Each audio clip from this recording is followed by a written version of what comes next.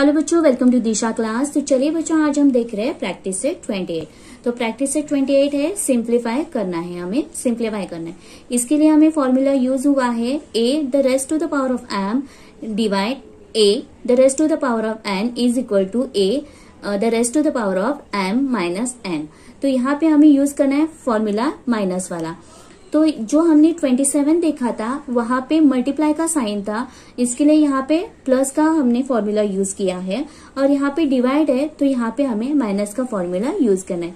सिर्फ यही आपको ध्यान रखना है, अगर मल्टीप्लाई आता है तो प्लस का फॉर्मूला यूज करना है, और डिवाइड आता है तो माइनस का फॉर्मूला यूज करना है। मेथड सेम ही है जो 27 प्रैक्टिस सेट में हमने देखे हैं।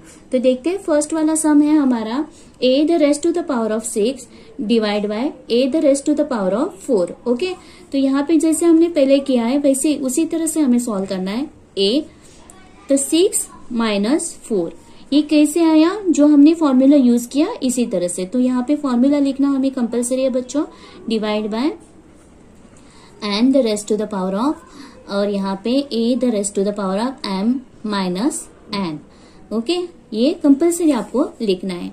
तो यहाँ पे हमारा आंसर आया 6 में से 4 गए, 6 में से 4 जाते हैं तो आंसर आता है 2 the a the raised to the power of 2। तो आंसर आया हमारा a the raised to the power of 2।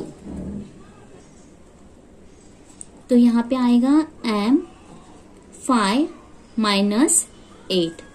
Formula जो हमारा है वो लिखना ही है आपको। इससे क्या होता है, आपको अच्छी तरह से मार्क्स मिलते हैं और आपका इम्प्रेशन अच्छा पड़ता है टीचर पे, और जो वो बहुत जरूरी है। अगर 8 में से 8 में से 5 जाते हैं तो आंसर आता है 3। तो यहाँ पे आंसर आया हमारा 3। तो मगर यहाँ पे ध्यान में रखना है बच्चों, ये प्लस का साइन है और ये माइनस का साइन है। ओके, तो बिगर नंबर का जो साइन रहता है वो हमेशा आंसर में आएगा। तो यहाँ पे बिगर नंबर का साइन क्या है, माइनस है, तो यहाँ पे माइनस आंसर आ जाएगा। यहाँ पे क्या है, जो हमने फर्स्ट देखा था उसमें प्लस का साइन है, क्योंकि 6 सब मतलब 4 से बड़े हैं, तो यहाँ पे प्लस का साइन है, इसके लिए यहाँ पे प्लस का साइन आया। तो हमारा आंसर आया m raised to the power of minus 3। Okay, ये भूलना ही नहीं है, आपको साइन देख के ही लिखना है। अगर आप साइन गलत करते हो तो आपके मार्क्स वहां पे कट हो सकते हैं। Is equal to P3 minus 13 divide by is equal to a the raised to the power of m minus n। Okay, then 13 में से 3 जाते हैं तो आंसर आता है हमारा 10। तो यहाँ पे लिखना है 10, मगर बिगर नंबर का साइन मतलब 13 का साइन, तो ये माइनस। तो आंसर आया हमारा p the raised to the power of 10 minus 10। तो यहाँ पे आएगा x 10 minus 10। Okay, divide by a raised to the power of n is equal to a m minus n। ये वाला फॉर्मूला आएगा। अगर 10 में से 10 जाते हैं तो आंसर आता है हमारा 0, मगर 0 कभी भी नहीं लिखते, इसके लिए आंसर हम लिखना है हमें a। मतलब क्या है, कभी भी 0 नहीं आता है तो आंसर हमें A1 लिखना है। ओके, तो सेकंड है हमें फाइंड द वैल्यू। उसी तरह से हमें सॉल्व करना है सम, मगर हमें फाइंड करना है वैल्यू, जो हमने प्रैक्टिस सेट 26 में किया था। फर्स्ट हमें यही हमारा जो फॉर्मूला है वही यूज होगा, और उसके बाद हमें उसके वैल्यू फाइंड आउट करने हैं। ओके, तो चलिए करते हैं। फर्स्ट सम हमारा -7, जो फॉर्मूला यूज हुआ है उसी तरह से हमें करना है 12 माइनस 12। ओके, तो यहाँ पे फॉर्मूला हमारा a raised to the power of m divide by a raised to the power of n is equal to a raised to the power of m minus n। Okay, तो अगर 12 में से 12 जाते हैं तो आंसर आता है हमारा 0 आएगा। तो यहाँ पे आएगा 0। मगर मैंने अभी यहाँ पे ऊपर बताया हमने कि कभी भी 0 नहीं आता है। तो आंसर क्या आएगा हमारा, वैल्यू जब हम फाइंड आउट करेंगे तो आंसर आएगा हमारा 1। तो आंसर आया हमारा 1, क्योंकि 0 कभी भी नहीं आंसर में आता है जब पावर में। तो यहाँ पे आंसर आया हमारा 1। तो यहाँ पे 7, हाँ, तो 5 माइनस 3, 5 माइनस 3 जो फॉर्मूला यूज किया है वही लिखना है हमें। a the raised to the power of m minus n।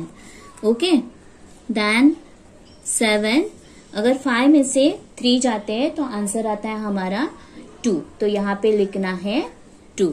तो अभी क्या बताया उन्होंने, वैल्यू फाइंड आउट करनी है। हमें क्या करना है, वैल्यू फाइंड आउट करनी है। तो हमने पहले सम में बताया था 26 में कि कैसे वैल्यू फाइंड आउट करनी है।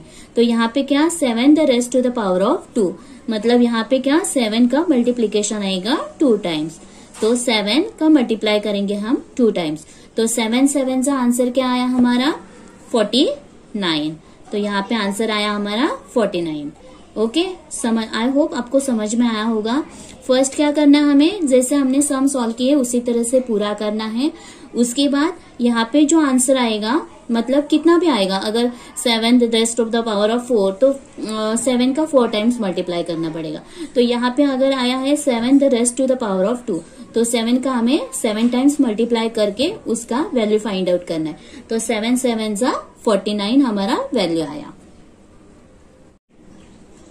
थर्ड वन है 4/5, 4/5, ओके, 3 माइनस 2।